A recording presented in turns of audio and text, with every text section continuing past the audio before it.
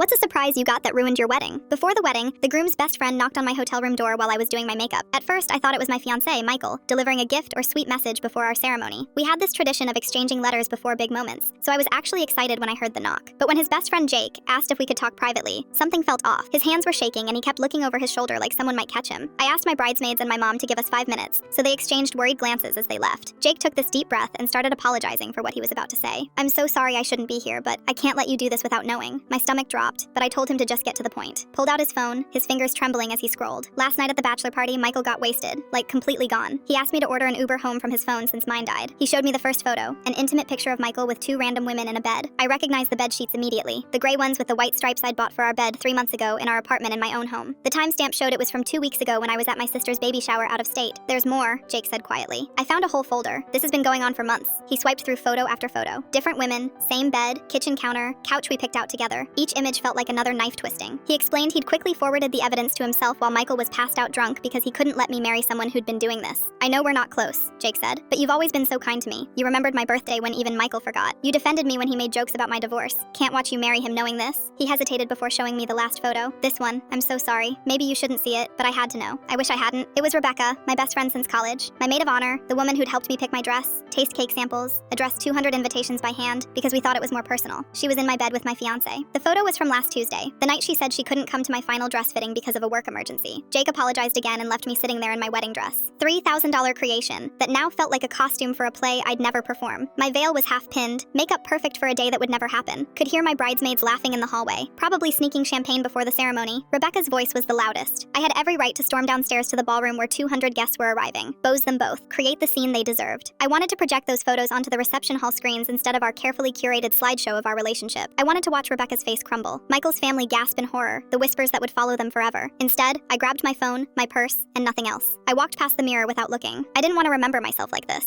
I took the service elevator to avoid everyone, walked out the back door of the hotel in my wedding dress, and got into my car. As I drove away, I blocked every single number. Michael, Rebecca, my entire bridal party, both families, them figure out why the bride never showed up, then discover which one cracks first and tells the truth. My phone buzzed incessantly on the passenger seat until I turned it off completely. I drove 3 hours to a beach town where nobody knew me, checked into a motel still wearing my dress, and sat on a strange bed watching the sunset on what should have been my wedding day. Clerk didn't even question the crying woman in a wedding dress paying cash for a room. Sometimes the best revenge is simply refusing to give people the dramatic confrontation they'll inevitably spin in their favor. Michael would have found a way to make excuses. Rebecca would have cried and begged. Our families would have pushed for forgiveness for the sake of the deposits. Instead, they got to stand in that ballroom checking their phones, making awkward small talk, slowly realizing the bride was gone and wasn't coming back. I heard later that Jake eventually told them why. By then, I was already filing paperwork to break the lease on our apartment, starting over in a new city where nobody knew my almost married name.